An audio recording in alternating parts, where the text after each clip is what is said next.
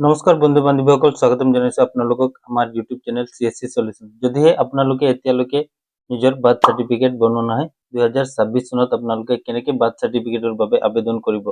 আৰু বন্ধু বান্ধৱীসকল, যিসকলে এতিয়ালৈকে বাৰ্থ চাৰ্টিফিকেট বনোৱা নাই তেখেতসকলে এই ভিডিঅ'টো চাই নিশ্চয় গম পাব যে কেনেকৈ আৰু কি ডকুমেণ্টছ লাগে। গোটেই ভিডিঅ'ত মই ষ্টেপ বাই ষ্টেপ দেখুৱাইছো ক'ত কি ডকুমেণ্টছ আপলোড কৰিব লাগে, ঠিক আছে। আৰু আপোনালোকে কোডৰ এফিডেভিট কেনেকৈ বনাব সেইটোৰো ভিডিঅ' মই অলৰেডি বনাই থোৱা আছে, আপোনালোকে চাব পাৰে। গোটেইখিনি ডেছক্ৰিপশ্যনত মই লিংক দি দিম। আৰু এফিডেভিট বনাবলৈ হ'লে আপোনালোকে কেনেকৈ কি প্ৰচেছ থাকে গোটেইখিনি মই জনাই দিছোঁ, ঠিক আছে গাইজ। চ' আশা কৰিছোঁ এই ভিডিঅ'টো চাই আপোনালোকে নিশ্চয় গম পাব কেনেকৈ বাৰ্থ চাৰ্টিফিকেটৰ বাবে আবেদন কৰা হয়। চ' ভিডিঅ'টো আৰম্ভ কৰাৰ আগতে আপোনালোকক মই এটা ৰিকুৱেষ্ট জনাওঁ, যদি এতিয়ালৈকে আপোনালোকে আমাৰ চেনেলটো ছাবস্ক্ৰাইব কৰা নাই ছাবস্ক্ৰাইব কৰি ল'ব, আৰু লগতে কাষতে থকা বেল আইকনটো প্ৰেছ কৰি অল নটিফিকেশ্যন অন কৰি ল'ব, আৰু লগতে মোক ইনষ্টাগ্ৰামত ফ'ল' কৰিবলৈ নাপাহৰিব। বলক ভিডিঅ'টো আৰম্ভ কৰোঁ। চ' এতিয়া আমি আহি গৈছোঁ আমাৰ লেপটপৰ স্ক্ৰীণত। ইয়াত আপোনালোকে দেখিবলৈ পাই আছে আমি ডিষ্ট্ৰিক্ট পৰ্টেলৰ যি ডেছবৰ্ড আছে তাত আছোঁ। Welcome to Assam online service. So' ইয়াত আমি ইমেইল এড্ৰেছ আৰু ইউজাৰ নেম দি লগ ইন কৰি ল'ম, ঠিক আছে।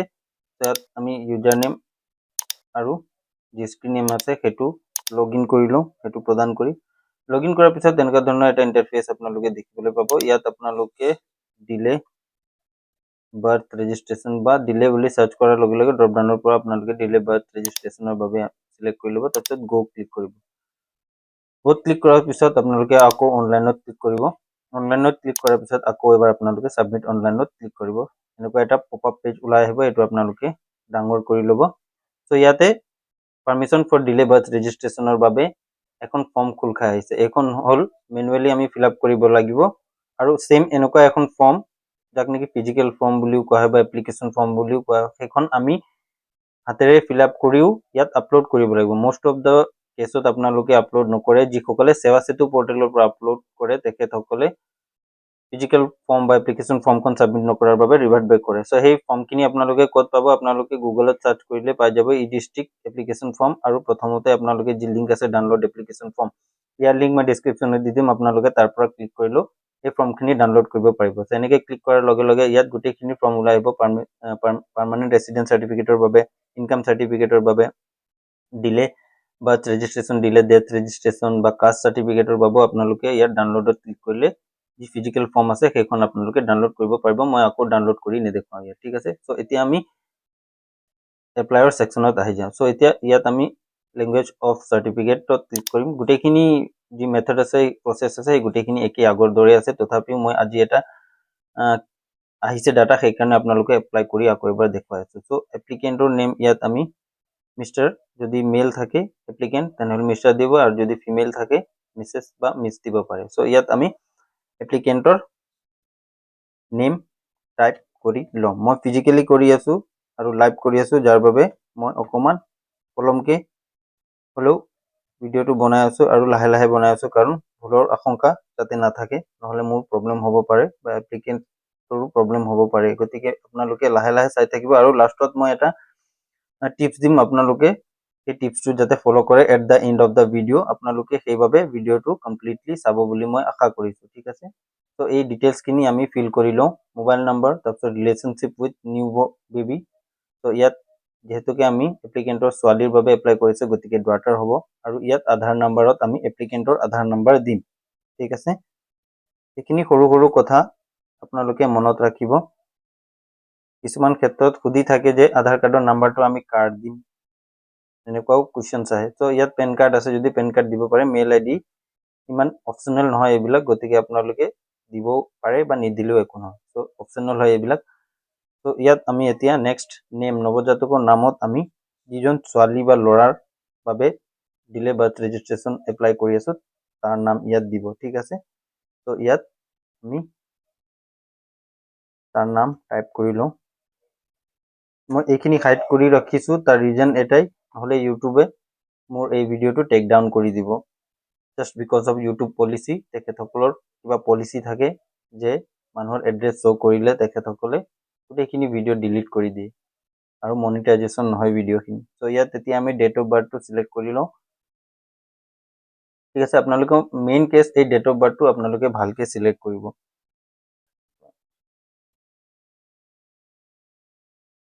তাৰপিছত আমি জেন্ডাৰ সিলেক্ট কৰিম। জেন্ডাৰটো ইয়াত হ'ব আমি নৱজাতকৰ জেন্ডাৰ কি হয়, মেল বা ফিমেল, ঠিক আছে। যিজন বেবিৰ মেল নে ফিমেল সেইটো আপোনালোকে ইয়াত সিলেক্ট কৰিব। তাৰপিছত আপোনালোকে ফাদাৰ নেম ইয়াত টাইপ কৰি ল'ব।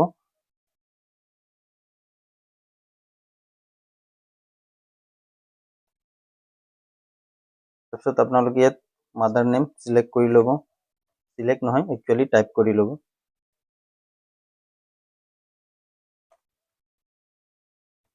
তো এনেকৈ টাইপ কৰাৰ পিছত আপোনালোকে যি ডিটেইলছ আছে সেইখিনি ভালকৈ এবাৰ ক্ৰছ চেক কৰি ল'ব। হয়তো এটা দুটা স্পেলিং মিষ্টেকো হৈ যাব পাৰে, তাৰ বাবে মই চেক কৰি লৈ আছোঁ। অ'কে, চ' অকণমান স্ক্ৰল ডাউন কৰি আমি প্লেচ অফ বাৰ্থটো ইয়াত হাউচ বুলি যাম। তাৰপিছত এইটো আপোনালোকৰ ডিচেবল হৈ থাকিব। এড্ৰেছ অফ হাউচত আমি যি এড্ৰেছ আছে, যোন ঠাইত তেখেতৰ জন্ম হৈছে সেইটো আপোনালোকে ইয়াত চিলেক্ট কৰি ল'ব বা টাইপ কৰি ল'ব। আৰু ৰিজন ফৰ বিং লেট, পলম হোৱাৰ কাৰণ আমি নেগলিজেঞ্চি বুলি দিম, অৱহেলা কৰাৰ বাবে বেছিভাগ মানুহৰ বাৰ্থ চাৰ্টিফিকেট বনোৱা নহয়। ত' এইখিনি প্ৰথম ষ্টেজ আমাৰ কমপ্লিট হৈ গ'ল। ছেকেণ্ড ষ্টেপত আছে আমাৰ এড্ৰেছখিনি আমি ইয়াত ধুনীয়াকৈ চিলেক্ট কৰি লওঁ। ডিষ্ট্ৰিক্ট, তাৰপিছত আছে চাব ডিভিজন, তাৰপিছত আছে চাৰ্কল, তাৰপিছত আছে ভিলেজ। কেতিয়াবা আপোনালোকৰ এই ভিলেজ বা এইখিনি চিলেক্ট নহ'লে আপোনালোকে বেলেগ এটা ভিলেজ চিলেক্ট কৰি তাৰপিছত আকৌ নিজৰ ভিলেজ চিলেক্ট কৰিব। কেতিয়াবা চাৰ্ভাৰ ইছ্যুৰ বাবে ইয়াত শ্ব' নকৰে, ঠিক আছে। চ' এতিয়া আমি ইয়াত পিনক'ডটো টাইপ কৰি লওঁ। অ'কে, চ' আমাৰ ছেকেণ্ড ষ্টেপ কমপ্লিট হ'ল। এতিয়া হ'ল আমাৰ ডকুমেণ্টছৰ ছেকশ্যন। ডকুমেণ্টছৰ ছেকশ্যনত আমি এতিয়া প্ৰথমতে আপলোড কৰিম upload scan copy of application form, যি ফৰ্মৰ কথা মই আপোনালোকক ক'লোঁ। ত' সেইটো আমি হাতেৰে ফিল আপ কৰি ইয়াত ৰাখিছোঁ আৰু আমি সেই ছেভ কৰাৰ ডকুমেণ্টছৰ পৰা ইয়াত আমি আপলোড কৰিম, ঠিক আছে। মই ইয়াত বনাই লৈছোঁ ধুনীয়াকৈ PDF ফাইলত 500 KB তলত। ত' এনেকৈ আমি এতিয়া ডাউনলোড কৰি লৈছোঁ আৰু ইয়াত আপলোড কৰিছোঁ। তাৰপিছত ৰেজিষ্টাৰ হস্পিটেল অৰ প্ৰাইভেট হস্পিটেলৰ কাগজ ইয়াত বিচাৰিছে। ইয়াতে আপোনালোকে খেলি মেলি কৰে যে ঘৰত যদি জন্ম হৈছে তেনেহ'লে কেনেকৈ ৰেজিষ্টাৰ হস্পিটেল। ইয়াত আৰু এটা কথা লিখা আছে অৰ এজ প্ৰুফ, মানে এজৰ লগত ৰিলেটেড থকা যিকোনো ডকুমেণ্টছ আপোনালোকে ইয়াত আপলোড কৰিব পাৰে। লাগিলে আপোনালোকৰ যদি আছে বেজি কাৰ্ড আপলোড কৰিব পাৰে, আধাৰ কাৰ্ড যদি আছে নৱজাতক শিশুৰ তাৰ আপলোড কৰিব পাৰে। নৱজাতক শিশু বুলি ইয়াত ক'বলৈ গ'লে আপোনালোকে নিউ বৰ্ণ মানে আজিকালি জন্ম হোৱা সেইটো বেবীৰ কথা কোৱা নাই মই। ধৰক 16 বছৰ, 14 বছৰ, 15 বছৰ তাৰ তেখেতসকলতো থাকেই আধাৰ কাৰ্ড। নহ'লে অন্যান্য এজ লিখা থকা আপোনালোকে যিকোনো ডকুমেণ্টছ ইয়াত আপলোড কৰিব পাৰে। স্কুল চাৰ্টিফিকেটো আপোনালোকে আপলোড কৰিব পাৰে।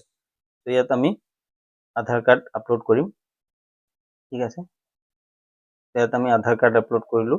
তাৰপিছত আমি ইয়াত স্কুল চাৰ্টিফিকেটৰ এডমিট কাৰ্ড, এইটো মাষ্ট বি লাগিবই, ঠিক আছে। যদি 6 বছৰৰ ওপৰত হয়, আৰু যদি 6 বছৰৰ তলত হয় তেতিয়াহ'লে আপোনালোকে ইয়াত পেৰেণ্টছৰ ডকুমেণ্টছ আপলোড কৰিব পাৰে। ত' এখেতৰ চাৰ্টিফিকেট আছে স্কুলৰ, এই স্কুলৰ চাৰ্টিফিকেটখন আমি ইয়াত আপলোড কৰি ল'ম, ঠিক আছে। তাৰপিছত ইয়াত এফিডেভিটখন আপোনালোকে কোৰ্টৰ পৰা গৈ নটাৰী কৰাই বনাই ল'ব। আৰু এই এফিডেভিট ৰিলেটেডে এটা কথা আছে, মই লাষ্টত ক'ম, আপোনালোকে ভিডিঅ'টো কমপ্লিটলি চাই থাকিব, ঠিক আছে। এনেকৈ আমি এফিডেভিটটো ইয়াৰ পৰা আপলোড কৰি ল'ম। তাৰপিছত এনি আদাৰ ডকুমেণ্টছত ইয়াত ষ্টাৰ মাৰ্ক নাই যদিও ইয়াত আপোনালোকে মেণ্ডেটৰী কেইটামান ডকুমেণ্টছ আপলোড কৰিবই লাগিব, আৰু ইম্পৰ্টেণ্ট ডকুমেণ্টছ হয় সেইখিনি আপোনালোকে ইগন'ৰ নকৰিব। তাত আপোনালোকে আপলোড কৰি দিব গাঁওবুঢ়াৰ চাৰ্টিফিকেট, যদি লিগেচি ডাটা আছে লিগেচি ডাটা, আৰু ফাদাৰৰ কিছুমান ডকুমেণ্টছ থাকে, ভোটাৰ ID চোটাৰ ID এইবিলাক আপোনালোকে আপলোড কৰি দিব, ঠিক আছে। ত' এনেকৈ আমি গোটেইখিনি ডকুমেণ্টছ বনাই লৈছোঁ PDF-ত। চাব পাইছে 3টামান ডকুমেণ্টছ আমি ইয়াত বনাই লৈছোঁ।